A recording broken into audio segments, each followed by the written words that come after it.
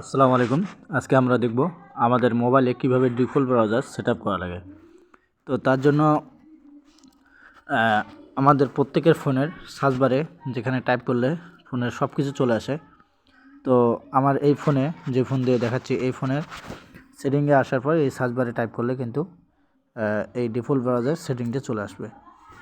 তো আপনারা ওইভাবে করবেন যেখানে সার্চ করলে ফোনের সব কিছু ইনফরমেশন চলে আসে। তো ওখানে দিয়ে সার্চ করবেন ডিফল্ট ব্রাউজার। তো আমি এখান থেকে দেখাচ্ছি এই অ্যাপ অ্যান্ড নোটিফিকেশনে এখানে আসলাম। আসার পর এখানে দেখেন এই যে ডিফল্ট অ্যাপ, এই যে আমি আরেকবার ক্লিক করতেছি, দেখেন সাদা এরর হচ্ছে। তো এখানে ক্লিক করে দেবেন।